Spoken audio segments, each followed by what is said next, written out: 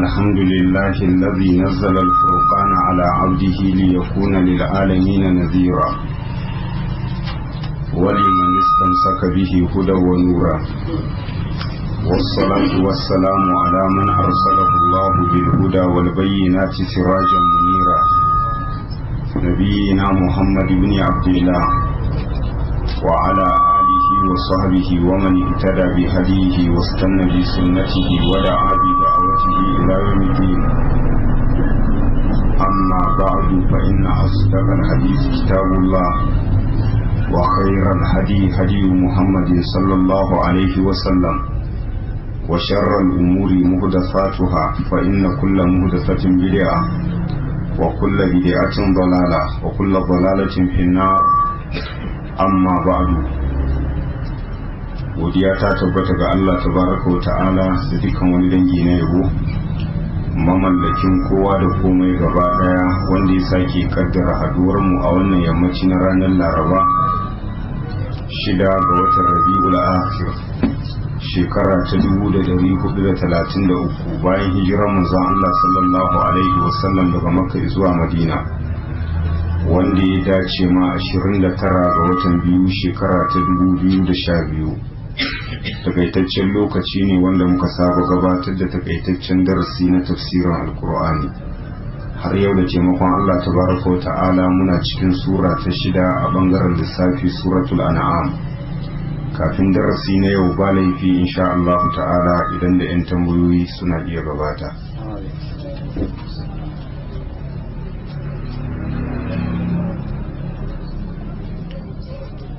na'am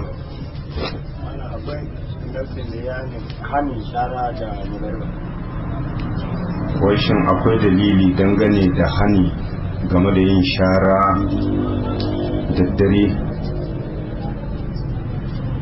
kamar misali tun daga magariba? babu wani dalili daga manzon Allah sallallahu alaihi wasallama da ya keɓance wani lokaci banda wani lokaci game da tsaftace gida ko ɗaki da sauransu, ma'ana shara da sauransu. lalle kasancewar a al'adance suna cewa ba a sharar dare, idan ka ce ba a kaza ba hujja bace sai ka kawo dalilin da ya hana. don haka kuma babu wani dalili daga Allah subhanahu wa ta'ala ko manzansa na cewa ba a shara da dare,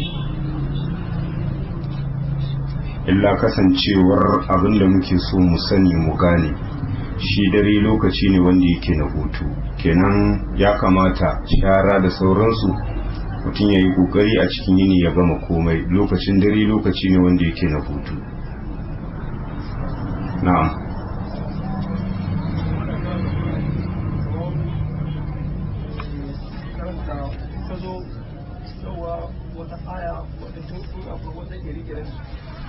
sai an kawo su ya kawo ya karanta su ya karanta su shi ya shi tsallake kuma duk inda ya suka rubuta ka a hadari sun ci kurani ko ba ku sai ina ganin kwarin da su ba ku saba ma kurani.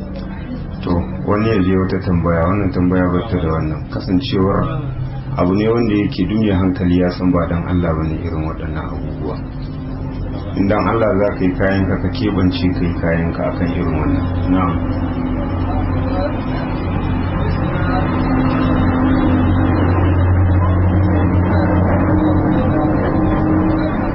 kamar kaka hadisi na mi? na'am.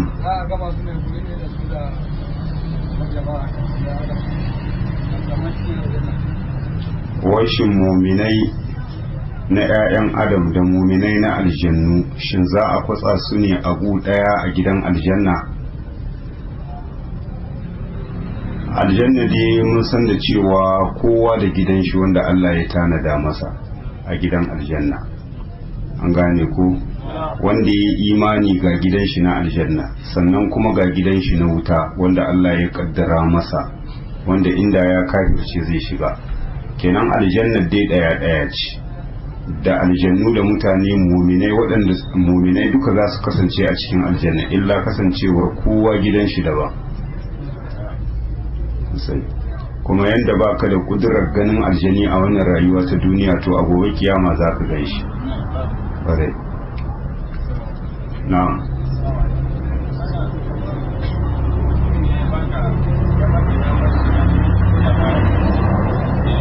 mutum ya baka mi? ya baka damar shiga gidan shashi na'am ko da bai na wurin kamar zuwa wurin iyalin shashi na'am so yana halitta da ka zo kai sallama ka shiga gidan tare da izinin mata ko da ya kasance bai nan haka kamar dai shiga gidan wai mutum ya baka izinin shiga gidan shi ko da bayyana shin idan ka rigai ka shiga macen tana da damar za ta baka izini ka shiga tana da damar da za ta baka izini ka shiga in ta san mijinta ba zai damu ba akan cewa ya baka izini illa kasancewar daga ka shiga abin da ya kai ka fito saboda ba a buƙatar kaɗaita tsakankanin namiji da mace kaɗaita tsakankanin namiji da mace haramun ne an gane ku iya abin da ya kai ka in bukatar za ta iya biya daga zauri ba sai ka shiga can cikin gida ba a biya amma in a tsaitsaye ne ma ka shiga gidan a tsaitsaye iya abin da ya kawo ka kai ka fita maganar a zauna a yi hira bata taso ba saboda haramun ne kaɗaita tsakanin namiji da mace duk waɗanda suka yi imani da Allah da ranar kiyama kuma in za ka shiga gidan ya kasance ta suturce al'aurarta ma'ana kar ta bayyana wani bangare daga cikin jikinta sai abin da Allah ya halatta mata ta bayyana fuska da tafin hannu kar ta ɗauka kamar mijinta ne kenan hakanan ma kawai idan ka shiga kowane bangaren jikinta za ta iya budewa bai ya halatta na'am misali kamar mutum ne suka haihu da mace kuma ba tare da an karba ba aka ce wai sai dai ya dau kuma iya so ya arme ta aka ce sai dai ya dau guda ba ya dau in ya dau gilba ya arme gol ko ban ya arme gol ya wai shi ɗani ne ya gitta tsakanin wato namiji da mace aka samu ciki sai wasu suka ce a sai dai ɗayan biyu in ma ya ɗau uwar ko kuma ya ɗau ɗa idan ya ɗauki ɗa to ba zai auri uwar ba in ko uwar yake so sai ya aura ba zai ɗauki ɗa ba ya abin da yake a cikin hukuncin su haɗa tsakanin ɗan da uwar haramun ne wannan babu dalili daga manzon Allah sallallahu alaihi wasallama akan shi ɗa daman ba naka bane wa zai baka shi ta kowace hanya wannan ba ɗanka bane ba ko da ka tabbata ba wanda ya taɓa kusantar ta sai kai wannan ba ɗanka ba ne domin shari'a ita take ba da ɗa saboda haka wannan ɗana ta ne ita kuma uwar halakkakinka ce za ka iya aurenta amma da sharaɗi ya zamanto ta gama idda in ciki ne gare ta in ta haife cikin ya halatta ka biya sadaki ya ɗaura aure amma ɗa ba naka ba ne ba wannan maganar cewa ka ɗauki ɗa bata mata su ba bayan da za a yi ka ɗauki shi ya zama naka na'am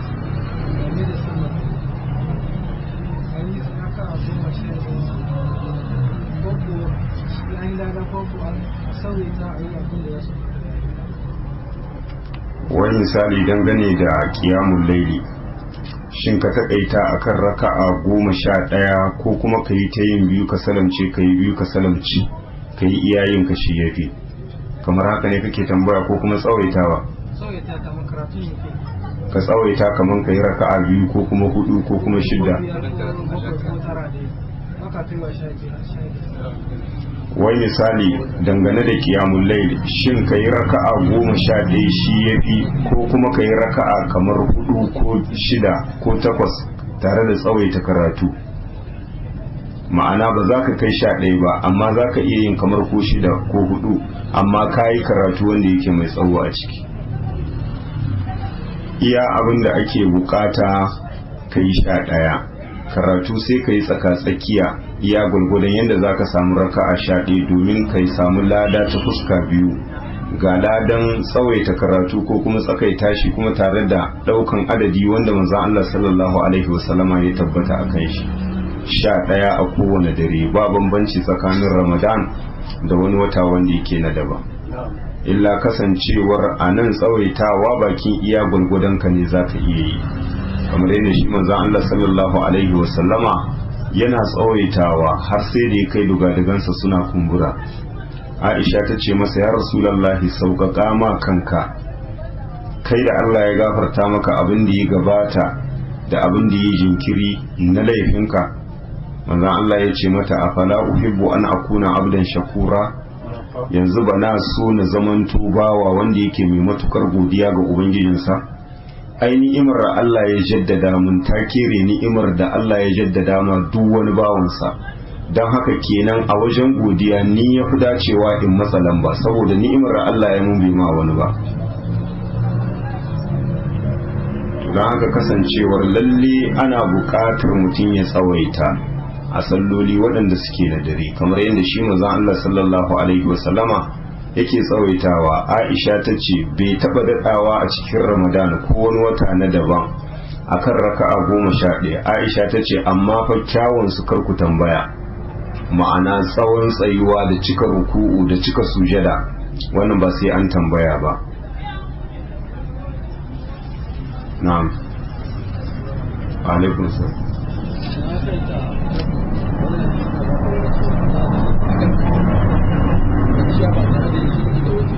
ya yi ne ya karhanta yin bacci a shafi da wata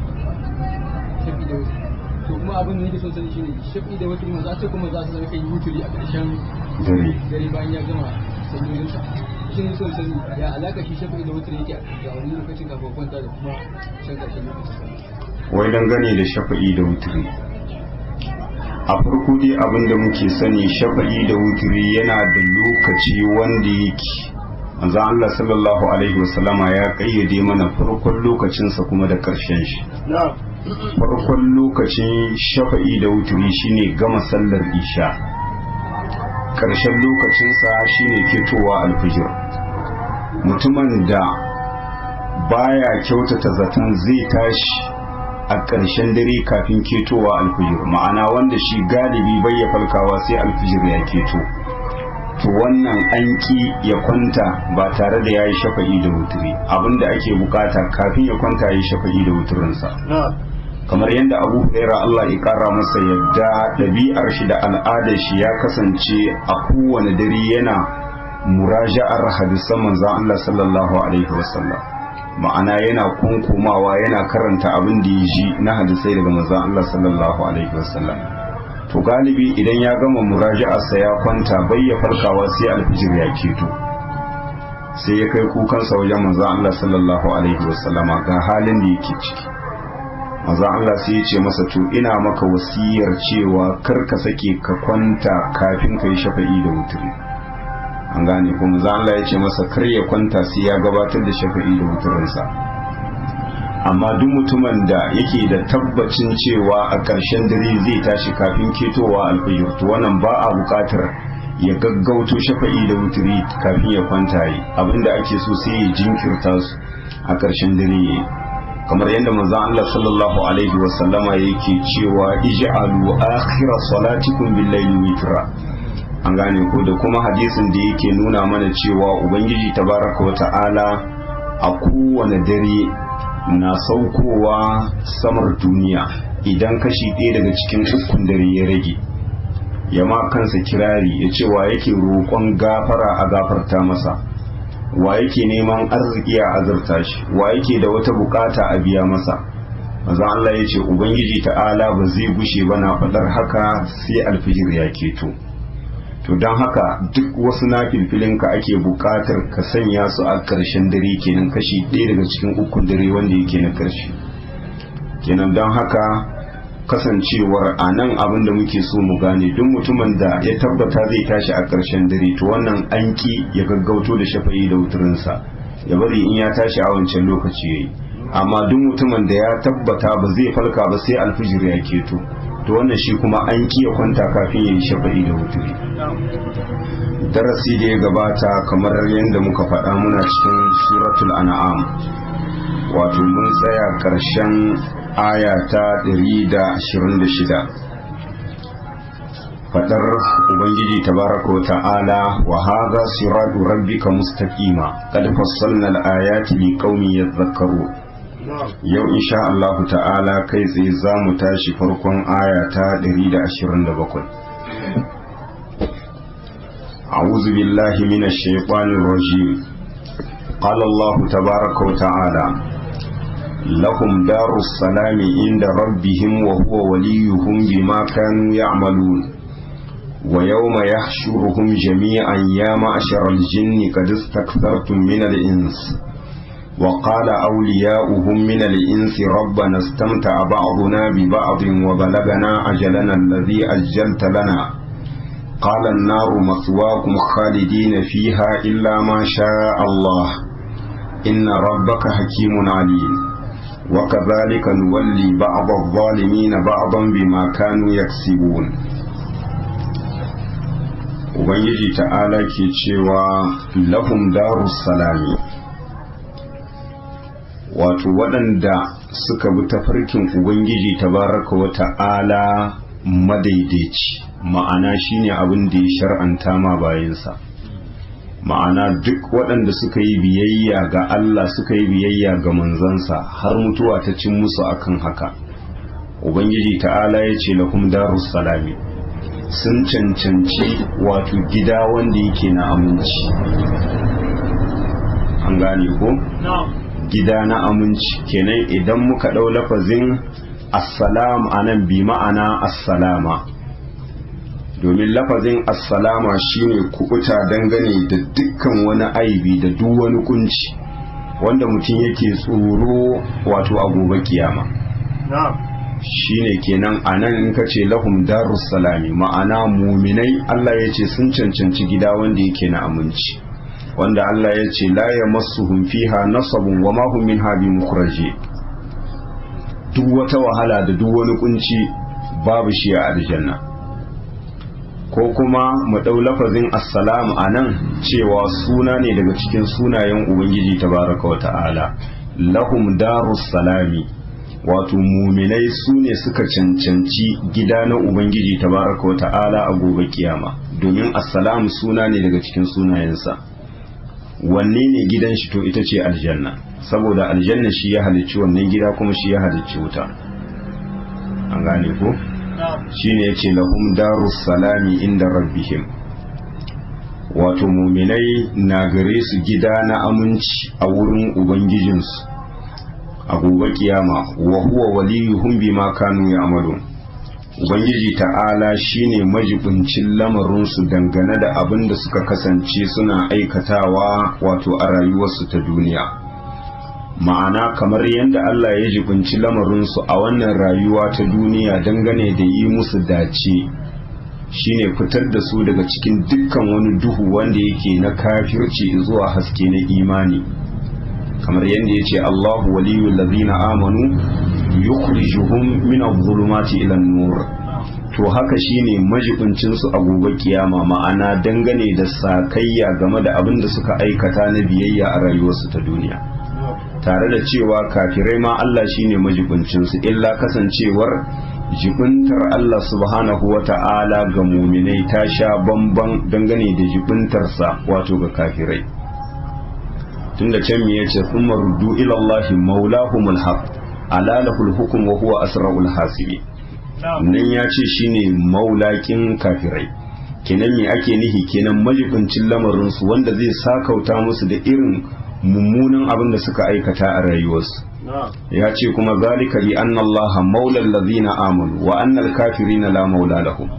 Kenan haka ita ma wilaya, akwai wilaya khassa akwai wilaya amma. Wilaya wadda take khassa ta keɓanta da masu imani, ma'ana muminai Allah shi ya ɗau alƙawarin jibintar lamarinsu, zai musu dace dangane da duk abin da zai daɗaɗa rayuwarsu in ma a duniya ko a makoma lahira. Amma irin wannan jibinta ba ta shafar kowa illa mumini, amma jibintar lamarin kowa a sakauta masa da irin abin da ya shuka a rayuwarsa, wannan kuma ba bambanci tsakanin muminai da kafirai. Muminai Allah zai jibinci lamarinsu ya musu kyaukyawan sakamako, wato shine aljanna. Kafirai Allah zai jibinci lamarinsu a gobe kiyama ya sakauta musu da kafircin da suka yi a rayuwarsu ta duniya. Shine yace wa huwa waliyuhum bima kanu ya'malun. Ubangiji ta'ala shine majibincin lamarinsu, wato bima kanu ya'malun, a sanadiyar abin da suka kasance suna aikatawa a rayuwarsu ta duniya, ba anan kenan sababiyya ce. sai ya ce wa yawma yahshuruhum jami'a, ba mutanen ka labari ranar da ubangiji tabaraka wa ta'ala wato zai tara jama'a gaba daya wato mutum da aljan. An gane ko shine kenan a ranar kiyama yanda Allah zai tattara dukkan halittunsa gaba daya wato a fili guda. Idan Allah ya tattara mu gaba daya sai ya ce ya ma'asharal jinni, ya ku jama'a ta aljannu. Lafazin ma'ashar ma'anarsa a larabci shine at-ta'ifatul ladhina yashmaluhum wasfun, wato jama'a wadda wata sifa take hada su. Kamar yanzu misali idan aka ce ya ma'asharar tullab, ai kaga idan aka ce ya ma'asharar tullab, yan kasuwa ba sa ciki, malamai ba sa ciki, ɗalibai kawai aka kiraya. Haka idan aka ce ya ma'asharar ulama, kaga ɗalibai ba sa ciki, yan kasuwa ba sa ciki. Idan aka ce ya ma'asharar tujjar, to haka kasancewar malamai da ɗalibai ba sa ciki, yan kasuwa kawai ake kira. An gane ko haka aka ce ya ma'asharar shabab, matasa kawai ake nihi kenan, dattawa ba sa ciki. Kamar yadda ya ce ya ma'asharar jinni, ya ku taron aljannu, kenan anan yan adam ba sa cikin wannan kira da Allah yake. Shine ai ce wa yawma yahshuruhum jami'a. Dan haka suka ce kenan lafazin ma'ashar ma'anarsa shine at-ta'ifatul ladhina yashmaluhum wasfun, jama'a wanda wata sifa take hada su. Shine Allah ya ce wa yawma yahshuruhum, ba mutanen ka labari ranar da ubangiji ta'ala zai tara su, suwa su ne aljannu da mutane jami'an gaba daya. Ubangiji ta'ala sai ya ce ya ma'asharal jinni, ya ku jama'ar aljannu, qad istakfartum min al-ins. Ubangiji ta'ala ya ce tabbas wato ya ce qad istakfartum min al-ins, tabbas wato kun yawaita batar da 'ya'yan adam. Kenan qad istakfartum min al-insi ay bil idlal, wato kun yawaita batar da 'ya'yan adam, kamar yadda can Allah ya ce wa laqad adalla minkum jibillan kathira afalam takunu ta'qilun. Ma'ana irin bannar da shaidanu suka yi shine Allah zai tabbatar musu a gobe kiyama. Kenan anan lafazin aljin lafazi ne wanda yake am, amma urida bihi khas, kenan daga cikin aljannun waɗanda suke shaidanunsu, kenan mu'minansu ba sa ciki. Shine Allah zai ce da su qad istaksartu min al-ins, haqiqa kun yawaita batar da 'ya'yan adam.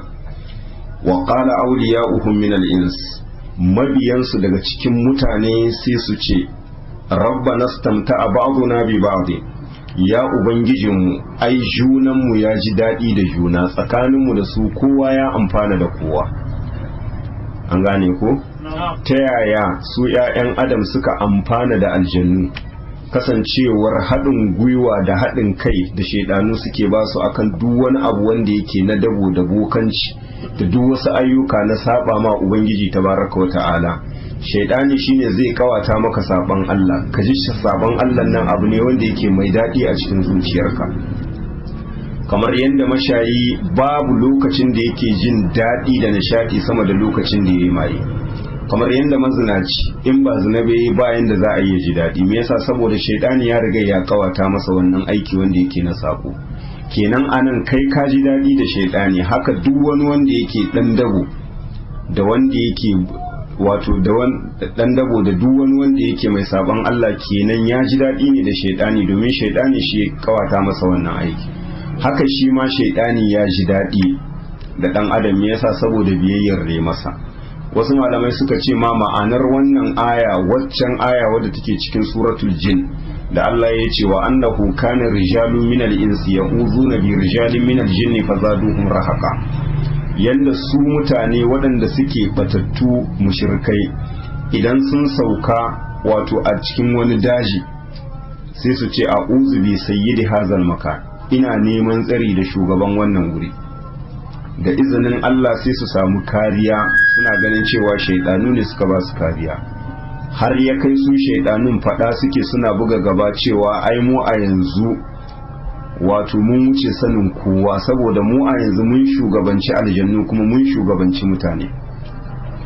Shine Allah yake cewa wa qala awliya'uhum min al-ins, ma'ana mabiyansu daga cikin mutane, ma'ana waɗanda suke hallakaku, waɗanda suka bi shaidani a rayuwarsu ta duniya, za su faɗa ga ubangiji su ce rabbana ya ubangijinmu istamta'a ba'duna bi ba'd ai junanmu ya ji daɗi da juna, ma'ana sun kawata mana ayyuka na sabo mun ji daɗi kuma su ma sun ji daɗi akan biyayyar ramuka musu. Wa balagna ajalana allazi ajjalta lana, kuma mun kai wato lokacin da ka kayyade mana, ma'ana ajalin da ka kayyade mana shine dai tashin alkiyama to mun iso. An gane ko? Wa balagna ajalana allazi ajjalta lana, kuma mun cimma wato lokaci wanda ka kayyade mana shine tashin alkiyama, wanda kai alkawalin sakauta ma kowa da irin aikinsa. Kada sai Allah ya ce da su gaba daya, su shaidanin da suka batar da mutanen da su waɗanda suka musu biyayya, ubangiji ta'ala sai ya ce annaru maswaku, wuta ita ce makomarku, khalidina fiha, in kun shiga kuma za ku dawwama a cikinta har abada, illa ma sha Allahu, sai dai iya abin da Allah ya so. Dangane da illa ma sha Allahu, malamai suka ce shine gwalgwadon tashinsu da kabari kafin Allah ya rabe hukunci, dan wuta ya wuta dan aljanna ya aljanna. Wannan dan tazara da aka samu shine illa ma sha Allah. An gane ko, ba dan kasancewar cewa in sun shiga wuta zuwa wani lokaci za a fitar da su, ayar ba haka take nufi ba. An gane ko kuma illa ma sha Allah, sai abinda Allah ya so kenan na nau'ika waɗanda suke na azaba. Sai ya ce inna rabbaka hakimun alim, lalle ubangijinka wato mai hikima ne, bayya aza abu sai a mahallin da ya dace da shi, alimun sannan kuma masali ne dangane da duk abin da yake cikin zukatan bayinsa, wato na biyayya da sabo. Ma'ana Allah ya san wane ne ya kudurce yi masa biyayya kuma wane ne ya kudurce saba masa. Wannan kenan magana ce wadda take keɓantacciya, wanda a yanzu Allah bai yi ta ba, amma a ranar kiyama ne Allah zai faɗa ma aljannu. Wannan Allah yana hakaito mana abin da zai faɗa ma shaidanu da mabiyansu ne a ranar kiyama. An gane ku? Wa kazalika nuwalli ba'd adh-dhalimin ba'dan bima kanu yaksibun. Ubangiji ta'ala yace haka al'amarin yake, kamar yadda muka tabar da masu saba mana daga cikin aljannu da mutane, junansu ya ji daɗi da juna. Allah ya ce nuwalli ba'd adh-dhalimin ba'd, wato sharan azzalimai Allah ya ce haka muke jibinta musu shari. Idan kana takamar kai azzalimi ne, to Allah sai ya hada ka da wanda ya fi ka zalunci. An gane ko? Duk wani azzalimi akwai wani azzalimi saboda shi. Dan haka kuma abu ne wanda yake a fili, ba sai an je nesa ba. Wanda mafi yawa ka ɗauki irin shugabanninmu na Afirka yadda suke sace dukiyar ƙasa, idan sun sace dukiyar ƙasa sai su kai ta wajen manyan azzalumai, wannan dukiya gaba ɗaya sai su yi rubda ciki da ita, wanda kasancewar kai za ka zo ka yi handama a dukiyar jama'a, amma in ka yi wannan handama sai Allah ya haɗa ka da wani azzalumi wanda gaba ɗaya wannan dukiya kuma shi zai hallaka ta. Wannan alkawali ne na Allah, duk wani azzalimi to Allah zai saka masa wanda ya fi shi zalunci, kuma wannan nauyin zaluncin da kai na farko ukubar na kanka a gobe kiyama. Shine Allah ya ce wa kazalika, kamar yadda muka tabar da aljannu da mutane waɗanda suke shaidanunsu, an gane kuma komarsu ta zamanto wuta. Allah ya ce walli ba'd adh-dhalimin ba'd, haka muke jibinta ma sharan azzalimai wato sharansu, bima kanu yaksibun, a sanadiyar abinda suka zamanto suna aikatawa na saba ma ubangiji tabaraka wa ta'ala. Kenan aljaza'u min jinsil amal, yanda kai zalunci kenan sai a samu wani azzalimi kai ma ya zalunce ka. Ya ma'ashar al-jinni wal insi alam ya'tikum rusulun minkum yaqussuna alaykum ayati wa yunzirunakum liqa'a yawmikum hadha qalu shahidna ala anfusina وغرتهم الحياة الدنيا وشهدوا على أنفسهم أنهم كانوا كافرين ذلك أن لم يكن ربك مهلك القرى بظلم وأهلها غافلون ولكل درجات مما عملوا وما ربك بغافل عما يعملون وربك لغني ذو الرحمة إن يشاء يذهبكم ويستخلف من بعدكم ما يشاء كما أنشأكم من ذرية قوم آخرين إنما توعدون لآت وما أنتم بمعجزين قل يا قوم اعملوا على مكانتكم إني عامل فسوف تعلمون من تكون له عاقبة الدار إنه لا يفلح الظالمون. Ubangiji ta'ala ya ce ya ma'ashar aljinni, wato ya ku jama'ar aljannu wal insi da ku jama'ar wato ‘ya'yan adam. Allah ya ce alam ya ati kuma rusulun minku, shin yanzu manzanni daga cikinku ba su zo muku ba?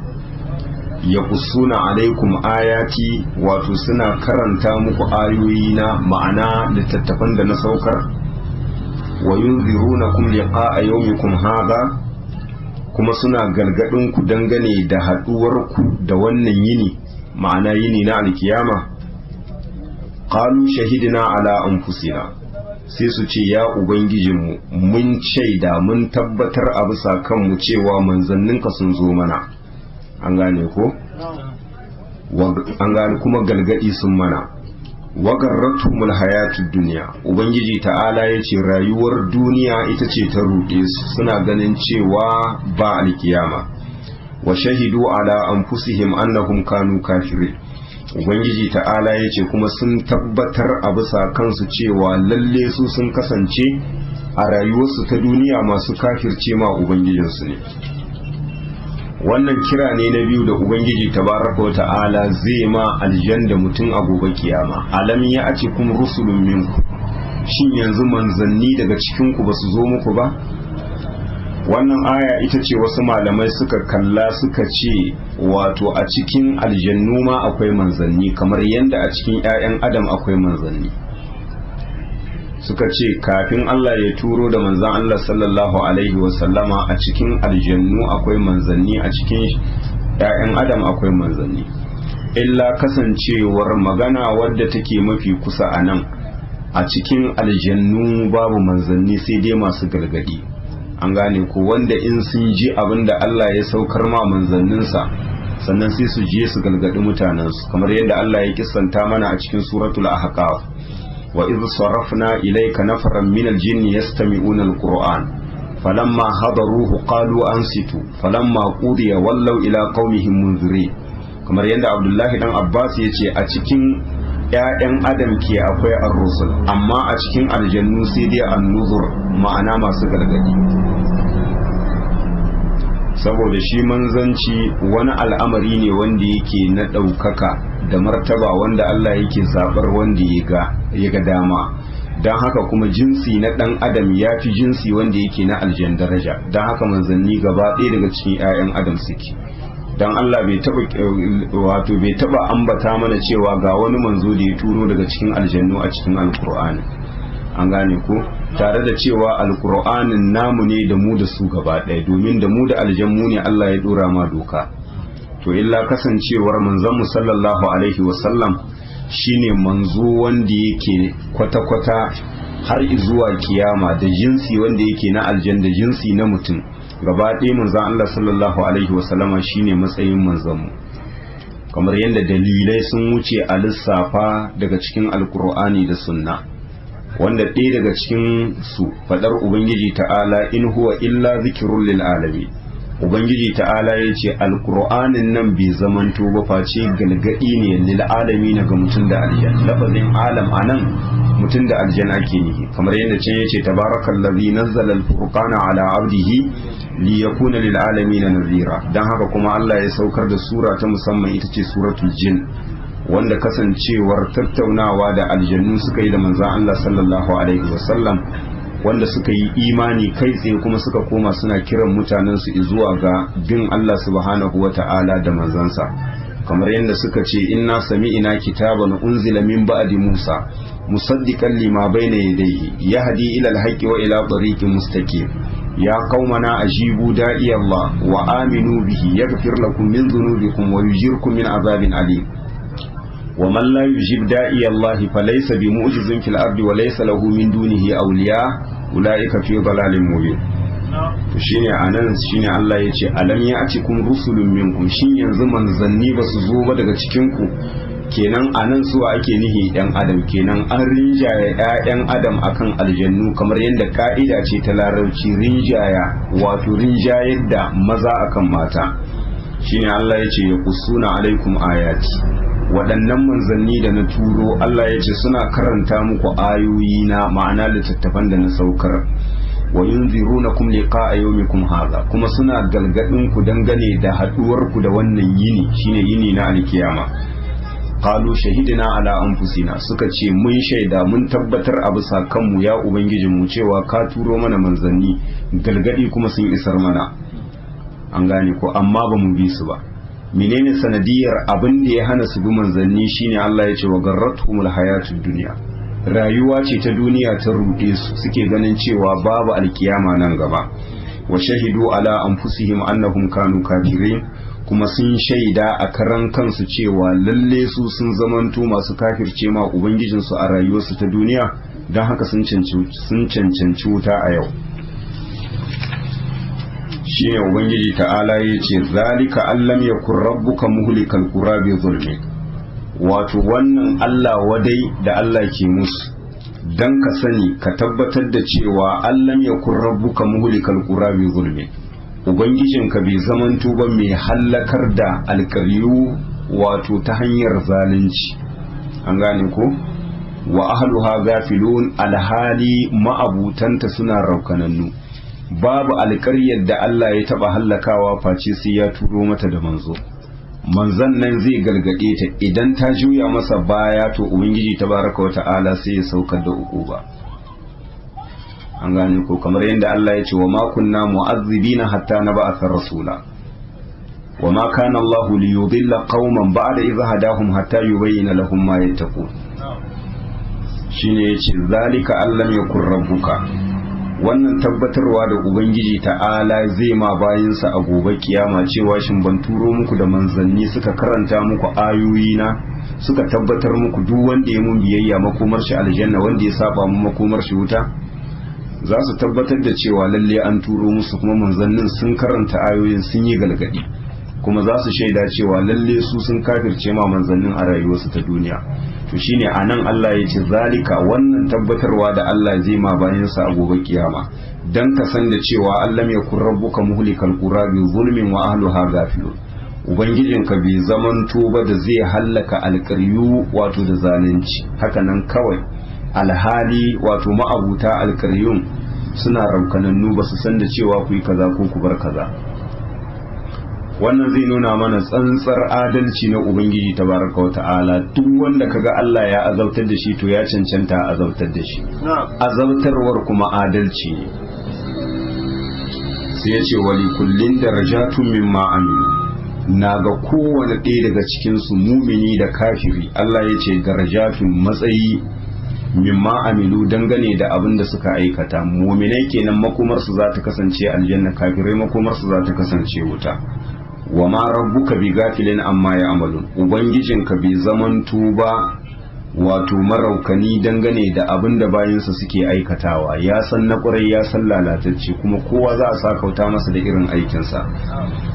tare da cewa lafazin darajat anan an yi amfani da shi ta fuska biyu, illa kasancewar shi lafazin darajat ba a amfani da shi sai akan matsayi wanda yake na alkhairi, domin ita aljanna darajat ne, kamar yadda manzo Allah sallallahu alaihi wasallam yake cewa inna fil jannati mi'ata daraja. manzo Allah yace a cikin aljanna akwai daraja 100, a'addaha Allah ta'ala lil mujahidin fi sabilihi. Allah ya tanadi wannan daraja 100 ga masu jihadi dan ɗaukaka addininsa. sai ce ma baina darajataini kama baina sama'i wal ard au kama qala. manzon Allah ya ce tsakanin daraja biyu kamar tazarar da take tsakanin sama da ƙasa. to don haka ita kuma wuta darakat ne. idan aka ce darakat shine ƙara yin ƙasa, mutum yana ƙara yin ƙasa shine darakat, amma duk abin da hawa ne sama darajat ake amfani da shi. kamar yadda munafikai mai Allah ya ce innal munafiqina fi darkil asfali minan nar wa lan tajida lahum nasira. to anan da yace wali kullin darajatun, naga kowanne kenan mumini da kafiri darajatun wato matsayi mimma amilu dangane da abin da suka aikata. wa ma rabbuka bi gafilin amma ya'malun ubangijinka bai zamanto ba maraukani dangane da abin da suke aikatawa, ma'ana kowa zai ga sakamakon abin da ya aikata. wa rabbuka ganiyyu zur rahma ubangijinka mawadaci ne dangane da wato bayinsa. Biyayyar mai biyayya ba ta kara shi, kafircin kafiri baya rage shi. zur rahama kuma ma'abucin rahama ne. An gane ko? To a nan kasancewar bayan wannan aya da ta gabata cewa kowa za a sakauta masa da matsayinsa, sai cewa rabbukal ganiyyu ubangijinka mawadaci ne. Kenan waɗannan kafirai waɗanda suka kangare ma ubangiji tabaraka wa ta'ala suka cancanci wuta, kar ka yi tsammanin cewa kafircinsu ya tauye ubangiji tabaraka wa ta'ala da wani abu. An gane ku? Wannan biyayya ta muminai da suka masa a rayuwarsu ta duniya suka dace da aljanna, kar ka yi tsammanin cewa sun ƙara ubangiji tabaraka wa ta'ala daidai da tsinin allura. Mawadaci ne dangane da bayansa, ibadar mai ibada ba ta ƙara shi, kafircin kafiri baya rage shi. zur rahama kuma ma'abucin rahama ne. Waɗannan da suka dace da gidan aljanna rahama ce ta ubangiji tabaraka wa ta'ala, amma ba aikinsu bane ba. Dan aikin bawa yayi kaɗan ya zame maka sakamakon shiga aljanna. Aljanna ba a samun ta sai da sharaɗa. Sharaɗi na farko imani, sharaɗi na biyu aiki na gari. Imani da aiki na gari ba sa cancanta maka shiga aljanna sai in ya haɗu da rahama ta ubangiji tabaraka wa ta'ala. Kamar yadda manzon Allah sallallahu alaihi wa sallama a hadisi sahihi yake cewa saddidu wa qaribu wa abshiru wa alamu annahu lan yanjuwa ahadun minkum bi amali. qalu wala anta ya rasulullah qala wala ana illa an yataghammadani Allah bi rahmatin minhu wa fadli. manzon Allah ya ce ku daidaita, ma'ana ku yi daidai iya abinda aka ce ku yi shi akan yadda aka karantar da ku. wa qaribu ku kusanci abin da yake na shari'a, sai manzon Allah ya ce wa abshiru kuma ku riƙe albishir. wa alamu manzon Allah ya ce ku yi sani annahu lan yanjuwa ahadu minkum bi amali, babu ɗaya daga cikin ku da zai tsira da aikin shi a gobe kiyama. Sahabbai suka zaburo suka ce har kai ya manzon Allah ya ce wallahi ko ni ma sai idan Allah ya lullube ni da rahamarsa da fadalarsa. Kinan dan haka anan da yace wali kullin darajatun mimma amilu wa ma rabbuka bighafilin amma ya'malun, sai ce wa rabbukal ganiyyu zur rahma ubangijinka mawadaci ne game da bayinsa, zur rahma kuma ma'abucin rahama ne. Waɗanda suka dace da aljanna wannan rahama ce ta ubangiji tabaraka wa ta'ala.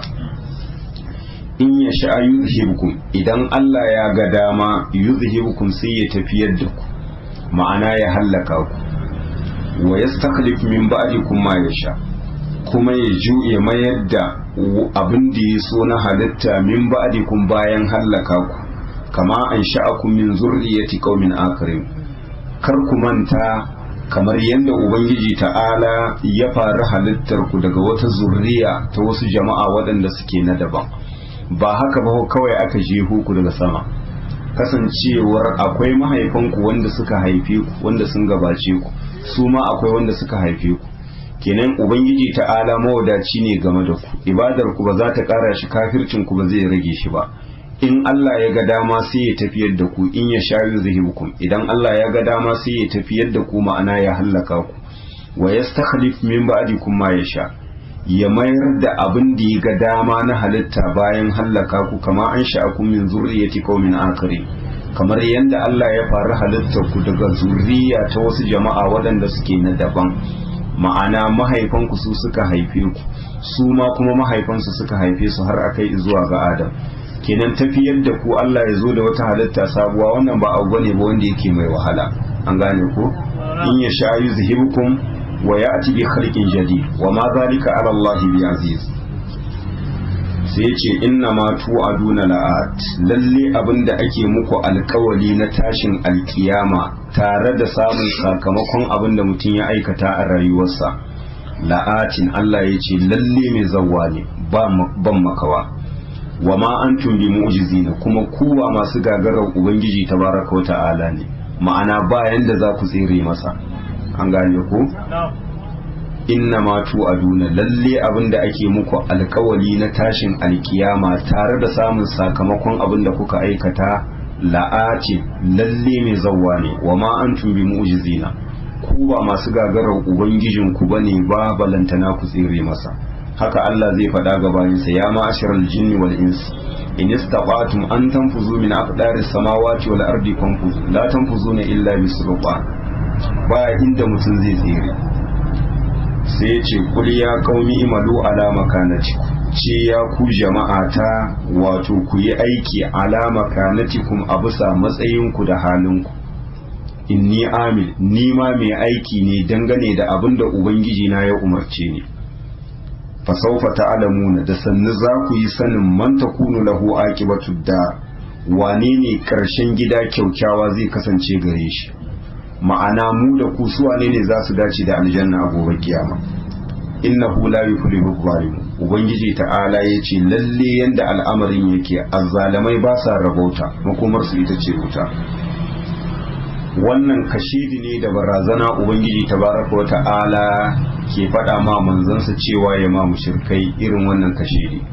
ya qaumi imalu ala makanatikum inni amil, ya ku jama'a ta ku yi aiki akan halin ku da matsayin ku, ma'ana kafircin da kuke kai ku ci gaba da yi.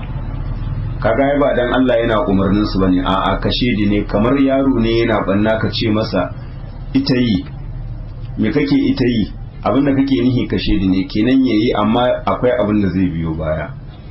shine Allah ya ce ya qaumi imalu ala makanatikum, ce ya ku jama'a ta ku yi aiki akan halin ku, makanatikum ay halatikum, an gane ko ko kuma ka dauke shi akan cewa matsayin ku kenan, abinda kuke kai na kafirci ku ci gaba da aiki. inni amil, ni ma mai aiki ne dangane da abinda ubangiji na ya umarce ni da shi, na kadaita shi a cikin ibada. fasaufa ta'lamuna, da sannu za ku yi sanin man takunu lahu aqibatud dar, wane ne karshen gida kyaukyawa zai kasance gare shi, ma'ana aljanna. innahu la yuflihu kuku, innahu la yuflihu zalimun, ubangiji ta'ala yace lalle azzalimai wato ba sa rabauta. kenan mai biyar ubangiji tabaraka wa ta'ala shike da kyaukyawan karshe, ita ce aljanna. duk wanda yake kangarare shi kuma makomar shi shine tabewa da hallaka, ma'ana ƙarshen shi tabewa da hallaka. wa ja'alu lillahi mimma zara'a min al-harthi wal an'ami nasiba faqalu hadha lillahi bi za'mihim wa hadha li shuraka'ina fama kana li shuraka'ihim fala yasilu ila Allah wa ma kana lillahi fa huwa yasilu ila shuraka'ihim sa'a ma yahkumun. وكذلك زين لكثير من المشركين قتل أولادهم شركاؤهم ليردوهم وليلبسوا عليهم دينهم ولو شاء الله ما فعلوه فذرهم وما يفترون. وقالوا هذه أنعام وحرث هجر لا يطعمها إلا من نشاء بزعمهم وأنعام حرمت ظهورها وأنعام لا يذكرون اسم الله عليها افتراء عليه سيجزيهم بما كانوا يفترون. وقالوا ما في بطون هذه الأنعام خالصة لذكورنا ومحرم على أزواجنا وإن يكن ميتة فهم فيه شركاء سيجزيهم وصفهم إنه حكيم عليم. Ubangiji ta'ala ya ce wa ja'alu lillahi mimma zara'a min al-harthi wal an'ami nasiba, wato mushrikai sun keɓance ma Ubangiji tabaraka wa ta'ala wani rago daga cikin abin da ya halitta na kayan gona da dabbobi. tun anan hujja ne Allah yake kafa musu, an gane ko kayan gonar nan da dabbobin nan da ku mushrikai kuka kasa kashi biyu, kuka ware ma Allah kaso cewa nashi ne, kuka ware ma gumaka cewa nashi ne. to tambaya anan, gumaka sun yi tarayya da shi wajen halittar kayan gona da wannan dabobi? ba su yi tarayya da shi ba sa tarayya da shi a cikin halittar duk wata halitta wadda take cikin sammai da kasai da abin da ke tsakankaninsu. to kenan tunda ba sa tarayya da shi a cikin halitta, kenan ba su cancanta ba a bauta musu. shine ce wa ja'alu lillahi mimma zara'a, mushrikai sun sanya ma Allah subhanahu wa ta'ala, sai ka koma nasiban, wato shine wani rabo, mimma zara'a, daga abin da Allah ya halitta, min harfi na kayan gona wal an'ami, wato da dabobi. ma'ana idan kaka ta yi an girbe kayan amfani wanda yake na gona, to sai su kasa kashi biyu, su hudda kashi ɗaya wannan na Allah ne, wannan kuma kashi na gumaka ne. Hakanan dabobi idan sun aihu sai a ware wani garke a ce wannan na Allah ne, wannan kuma na dabobi na gumaka ne. Faqalu hadha lillahi bi za'mi, ubangiji ta'ala ya ce faqalu sai suka ce hadha lillahi, wannan kaso na Allah ne bi za'mihim a rayawarsu. An gane ko dan cewa nashi ne ma wannan rayawa ne, ba abu bane ba wanda yake tabbas. Wa hadha li shuraka'ina, suka ce wannan kuma na gumakanmu ne. Fama kana li shuraka'ihim fala yasilu ila Allah, abin da ya kasance na gumakansu to wannan ba zai sadu ba zuwa ga ubangiji tabaraka wa ta'ala. Wa ma kana lillahi, wanda ku ya kasance na Allah fa huwa yasilu ila shuraka'ihim, wannan kuma zai iya saduwa zuwa gumakansu. Ma'ana kasancewar wannan amfani da suka ware cewa na Allah ne, wannan kuma na dabobi ne, na gumaka ne. Idan aka yi katari a cikin wannan kaso na Allah sai ya gangara sai ya fada nan, to ba maganar a dawo da shi a cikin na Allah, sai a ce ya Allah mawadaci ne, me zai yi da wannan? Haka a cikin garken da suka ware cewa na Allah ne, wannan kuma na gumaka ne. Idan wata dabba ta dawo cikin garken gumaka sai su ce to wannan ai Allah mawadaci ne, ba sai an maida ta ba. Amma in na gunki ya koma cikin garke wanda yake na ubangiji tabaraka wa ta'ala sai a je a kamo, ai gumakan mu mabukata ne. Idan a cikin garke na ubangiji tabaraka wa ta'ala a raya wasu wata dabba ta mutu, wannan sai a ce ya Allah mawadaci ne, ba koma. Amma in a cikin garken gumaka wata dabba ta mutu, to ana Allah za a dauko sai a zo a ciki. An gane ko shine sai ya ce fama kana li shuraka'ihim fala yasilu ila Allah, rabon da ya kasance na gumakansu to wannan bai ya saduwa zuwa ga ubangiji tabaraka wa ta'ala. An gane ko wa ma kana lillahi, abinda kuma ya zamanto na Allah, rabo kenan na Allah, fa huwa yasilu ila shuraka'ihim, wannan shi yake saduwa zuwa wato gumakansu. Ubangiji ta'ala ya ce sa'a ma ya hukumuna, abinda suke hukunci da shi ubangiji ta'ala ya ce ya munana. Ai kaga a rabon wannan ma akwai zalunci, to tunda kun daidaita su da ubangiji kun ce su ma sun cancanta a bauta musu, to ai ya kamata yanda kuke ɗauko wani abu daga cikin na Allah kenan ya kamata su ma a dauna su. Kamar yadda a cikin rabo wanda suka ware cewa na ubangiji ne, shine in mabaraci yayi bara za a ɗauka a bashi, in an yi bako a cikin na Allah za a dauka a bashi, amma a na gunki ba za a dauka ba a bashi. Shine Allah ya ce sa'a ma ya hukumuna, abinda suke hukunci da shi ubangiji ta'ala ya ce ya munana. Wa kadhalika zayyana li kathirin minal mushrikina, ubangiji ta'ala ya ce haka al'amarin yake, yanda kaga suna kasa wannan dabobi da kayan gona su ware cewa wannan kaso ne na Allah, wannan kuma kaso ne na gumaka. Allah ya ce zayyana li kathirin minal mushrikina qatla auladihim shuraka'uhum, wato haka gumakansu ubangiji ta'ala ya ce suka kawata ma wato da yawa daga cikin mushrikai shine wato kashe 'ya'yansu, wanda gunkin ya kawata musu, amma shaidanin da ya sa su bauta ma wannan gunki shine ya kawata musu. Menene hikima li yurduhum, dan su hallakar da su, wali yalbisu alaihim dinahum, kuma dan su rikita musu addinin su kasa gane daidai. Su suna kan bulbudi wanda yake na addinin Ibrahim alaihi salam, shi kuma bai zo ba da irin waɗannan abubuwa kashe 'ya'ya.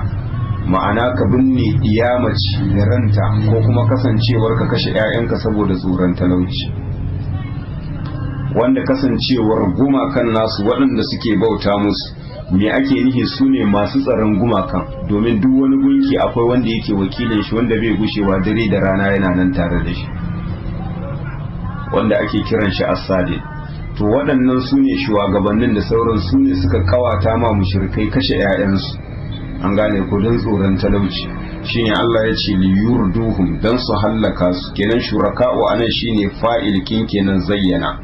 Wa kadhalika ubangiji ta'ala ya ce haka al'amarin yake, zayyana li kathirin minal mushrikina qatla auladihim shuraka'uhum, wato kasancewar wato shuraka'uhum ma'ana shugabanninsu kenan na bata su ne waɗanda suke kenan masu tsaron gumaka shine Allah ya ambace su da wannan zayyana li kathirin minal mushrikeena sun kawata ma da yawa daga cikin mushrikai qatla auladihim kashe 'ya'yansu da rai liyurduhum Allah ya ce dan su hallaka su wal yalbisu alaihim dinahum kuma dan su gauraya musu addinin su kasa gane daidai su zaman kenan a cikin shakka wannan abu dai mu muna kan addinin Ibrahim to waɗannan abubuwa ta ina aka same shi walau sha Allahu ma fa'aluhu da ubangiji ta'ala ya so da ba za su aikata ba kenan dan Allah ya kama su da hujja wuta ta zamanto makomar su Allah ya bar da cewa waɗannan mushrikai suna gauraya musu addini